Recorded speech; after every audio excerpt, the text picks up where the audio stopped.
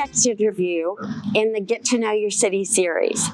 Jim White has taken some time out of his busy day to meet with us at Mount Hebron Park. I'm here today with Jim, who is the Director of Parks and Recreation, and he's going to tell us a little bit about the parks. How many facilities do you have that you can rent places? Well, 10 of our facilities are rentable. 10. We have about 20. We have over 20 parks in general, but only a few of them have actual rentable spaces. Our goal is that we try to keep as much public as we can, but there's certain places in pavilions and things that are rentable, ball fields and the new pavilion at Mount Hebron. Yeah, I never even thought about the ball fields, and I notice here you have tennis courts. Do those rent? Those don't rent. Those are public. Now, sports fields are probably one of our biggest areas for rental. Sports fields and pavilions. Now, the courts themselves, we don't. Those are public. We do have a partnership with the Activity Center, Rogers Activity Center, where there's some lessons that go on and some programs and some actual leagues, and we're developing pickleball right now as a league. So we'll still leave, even when those leagues are going on, we'll leave some of those courts open to public play. Okay. What's the price range? Well, it really varies. It varies all the way from as low as $15 an hour up to $50, depending on what the thing. The new Activity Center in Mount Hebron is $50 an hour and a minimum of 4-hour rental. You can do all of this online. You just simply go to our website, the city website, and then go to the Parks and Recreation page. It's really pretty simple. Or you can pick up the phone if you're a little technology challenged like me. Call 631-3350, and we got people there that can walk you through that process. Okay, awesome. Now, how many miles are the trails? Well, it changes all the time because we keep adding. But right now, I think the number is just under 80. And, those are hard surface and soft surface trails. A lot of people get, when we say trails, a lot of people think it's just a hard surface. But we have a number of soft surface trails that are actively being used. Most of those at Lake Atlanta have a lot of soft surface trails there, and then also we have some out at Mercy. Okay, so are these trails just for walking or bicycling or both? These trails. Once again, the soft surface trails are for hiking or biking. Okay, obviously on all trails there's no motorized vehicles. We don't allow that by ordinance. But the paved trails are really serve two purposes. They're considered a linear park, but they're also considered a mode of transportation. So people that walk or bike to work or whatever, both are acceptable. We just no motorized vehicles. Okay. No motorized vehicles on even the paved trails. Cool. And how many parks are there? Well, if you just go to counting every single spot, there's 24. 24 parks.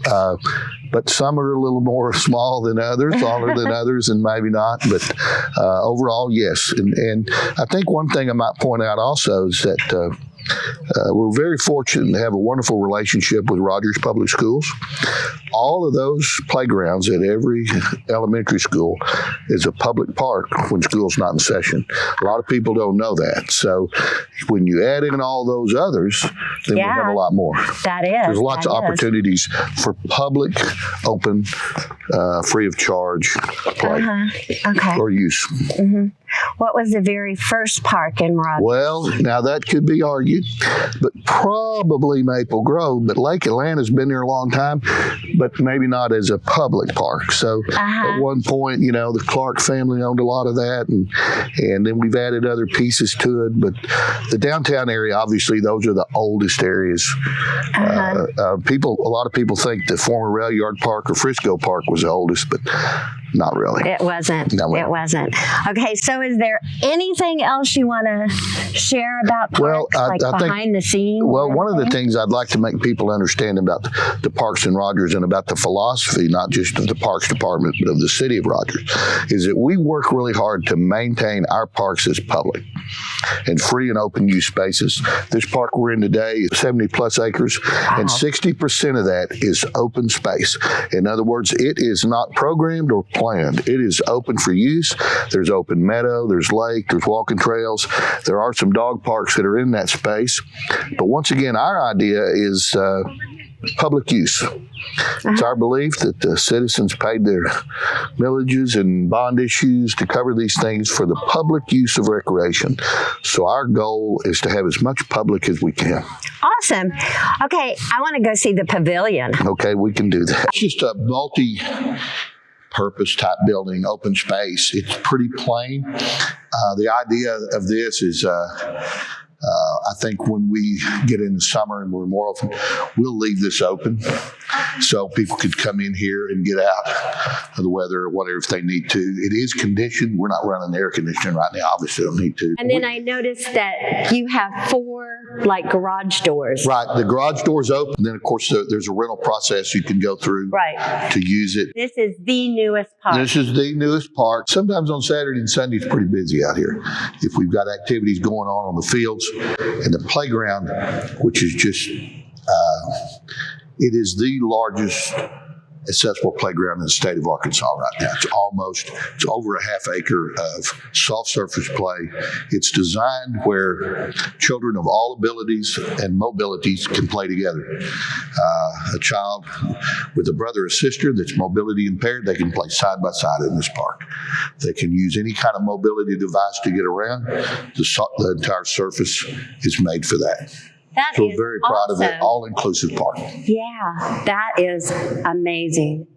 Rogers has some awesome things going. Well, we really are. And you know what? These things can't happen if people don't support these bond issues. And this is obviously a testament to the fact that the citizens of Rogers support parks. Right. It is. That's amazing. Is there anything you want to tell us about the rail yard park? Well, it's just, you know what? It's just super, super popular. You know, we have the bike park and then the actual major rail yard park. We just consider that all one in the Lake Atlanta area, rail yard park in Lake Atlanta. The rail yard park has been just a giant success for downtown. A lot of that park is not truly park. A lot of it is part of the entertainment district. And so the only part of that that's actually a park is the play area. But the plaza, where all the picnic tables are, and the music venue, the Butterfield stage, those are actually part of the entertainment district. Those areas are actually under the oversight of arts and culture in community development. We partner with them and work with them on those things. But that's been tremendously successful. The music venue, Rail Yard Live, is just one of the most, it's just off the chart as far as being used and everybody attending the music on Friday and Saturdays, and they've already started. Okay, and what about the rail yard bike? The Rail Yard Bike Park is a real gem. It is a free and public park where we have the slopes and the rides and the falls and the jumps. We also have a couple of session zones for other size kids, and then we have out in the grass, we have a jump zone where people can train on their mountain bikes for jumps. We can land in soft stuff and mulch and things like that, but every bit of that is public park and it's open. Now, the pavilion itself, I was going to ask that you can rent that for certain events. Certain parts of the pavilion is rentable. There's 2 sides to it, parks and recreation, and we run a number of programs all the time in coordination with the Rogers Activity Center. Right now, we've got baseball and softball going on. We've got soccer going on. We've got adult league. We got the biggest adult league. And I don't know, forever. We got, almost, we've got an over 35 league and over 45 league. So soccer is a big thing, and that'll go on into June, as will softball and baseball. Then we'll have a little break, but we have camps going on in the summer. You can contact the Activity Center for all that information, and we'll start again in the fall. Thank you so very much for showing us and telling us all about the parks. I mean, this is amazing. We're very excited about Mount Hebron Park. And like I said, I just remind everybody this is a wide open public park, lots of place to walk. We'll leave a lot of this meadow area just like you see it today. We'll keep it close and trimmed around the paths, but this is exactly where we'd love to people come and spend their time, either with their family or their dog or whoever they want to bring, and enjoy the outdoors. It's beautiful. It really is. Thank you so much. Thanks again. Thank you. What a fun time we had, even though it was a little drizzly. The covering over the play area sure did help. Mount Hebron Park is beautiful, but so are all the other parks and trails in Rogers. So get out there and enjoy all that Rogers has to offer. See the city's webpage for more information about our parks.